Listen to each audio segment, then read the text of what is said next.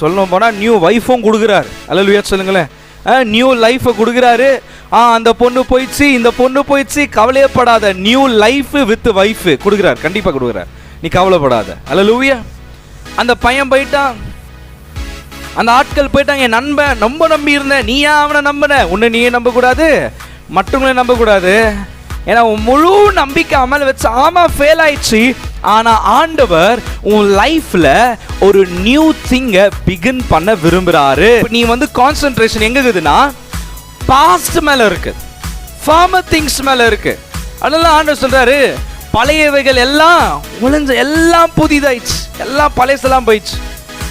இன்னும் நீ பழைய ஏற்பாடுல உட்காந்து புதிய ஏற்பாடினுடைய காரியங்களை சுதந்திரித்து கொள்ள முடியாது. இயேசு கிறிஸ்து உனக்காக எல்லாத்தையும் செய்து முடிச்சிட்டாரு. இன்னைக்கு இதை செய், அதை செய், அது பண்ணு, இது பண்ணாத, அது கிடைக்கும், நியாயப்பிரமாணம், அது இதுன்னு பழைய ஏற்பாடுலயே என்ன பண்ணுகிறோம்? உட்கார்ந்து இருக்கிறோம். ஆனா இட் ஹாஸ் பீன் பாஸ்ட் அவே. இயேசு கிறிஸ்து அதெல்லாம் கடந்து வந்துட்டாரு.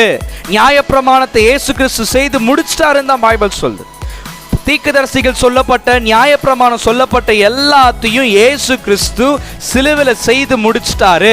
இனி நீயும் நானும் அதை செய்யணும்னெல்லாம் இல்லை, செஞ்சாதானெல்லாம் இல்லை, நீ இது பண்ணாதானெல்லாம் இல்லை. பாருங்க, நீ பண்ணாம போ. ஆனா you are a new creation. நீ கிறிஸ்துவுக்குள்ள இருக்கிற. ஹல்லேலூயா. நீ கிறிஸ்துவுக்குள்ள இருக்கிறதுனால கிறிஸ்து உனக்காக என்னென்ன சம்பாதித்தாரோ அதெல்லாம் நீ ஏன் பெற்றுக்கொள்ளாம இருக்கிறனா? இன்னும் பழைய ஏற்பாடுலயே என்ன பண்ணுகிற? உட்கானுகிற. பழைய ஏற்பாடுல உட்காந்து இயேசு எனக்காக என்ன செஞ்சாரு நீ அறிஞ்சு கொள்ளவே முடியாது. இப்படியாங்க கடந்து வரும்படியாங்க தான் உட்காந்துக்கணும். நீ கெஞ்சிடும் பழைய ஏற்பாடுல, இங்க அவர் நாமத்தை சொன்னா எல்லாம் நடக்குது. அல்லேலூயா சொல்லுங்களேன். ஏன் நம்மளுக்கு புது லைஃப் கிடைச்சா கூட, நடந்தா கூட அதுல சந்தோஷமா இல்லைன்னா இன்னும் பழைய யோசனையிலேயே இருக்கிறோம். பிராக்டிக்கலாகவும் பேசுனுங்கிறேன், ஸ்பிரிச்சுவலாகவும் உங்ககிட்ட சொல்லுங்கிறேன். ஏன் நம்மளுக்கு கிடைக்கிற சின்ன சந்தோஷத்தை கூட நம்ம சந்தோஷமா ஏத்துக்கிறது இல்லை தெரியுமா? பழையசுலயே உட்கார்ந்து இருக்கிறோம். ஆனா இங்க ஆண்டவர் சொல்றாரு, சீன்றார், பாரு, ஐ ஹவ் ஆல்ரெடி பிகன். நான் ஏற்கனவே உன் வாழ்க்கையில நல்ல புதிய காரியங்களை துவங்கிட்ட அப்படின்றார். I have begun. நான் துவங்க ஆரம்பிச்சிட்டேன். உன்னால என்ன பண்ண முடியல? பார்க்கல தண்ணி. அது நடந்தாலும் உன்னால சுகந்தரித்துக் கொள்ள முடியல. காரணம் பாஸ்ட் லைஃப். உனக்கு முன்னாடி சான்ஸுங்க இருக்கு, உனக்கு முன்னாடி ஆண்டவர் ஆப்பர்ச்சுனிட்டியை கொடுத்திருக்கிறார், உனக்கு முன்னாடி பெரிய பெரிய காரியம் இருக்கு. ஆனா நீ இன்னும் அதை பார்க்கல. அதான் ஆண்டவர் சீ அப்படின்ற. I have begun. நான் துவங்கி இருக்கிறேன். அல்லேலூயா. ஐ அம் ஆல்ரெடி, ஏற்கனவே என்ன பண்ணிட்டுக்கிறேன்? துவங்கிட்டு உன் வாழ்க்கையில நன்மை செய்ய. நான் சொல்றேன், தீர்க்க தரிசனமா எடுத்துக்கோங்க.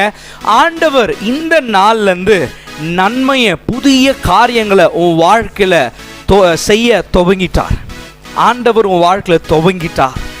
ஒரு புது லைஃப் உன் வாழ்க்கையில, ஒரு புது சாப்டர், ஒரு புது புக்கு உன்னை பத்தி ஆண்டவர் துவங்கிட்டார். பழைய துருத்தில புது திராட்சரசத்தை என்ன பண்ண முடியாது? போட முடியாது. அல்லேலூயா. அந்த மாதிரி தான் பழசையும் புதுசையும் மிக்ஸ் பண்ண முடியாது. ஏன்னா பழசு தான், புதுசு தான். அந்த வாழ்க்கை நீ வாழத்துக்கு அழைக்கப்பட, நீ புதிய வாழ்க்கைக்குள்ள வரணும்னு ஆண்டவர் விரும்புறாரு. ஹல்லேலூயா.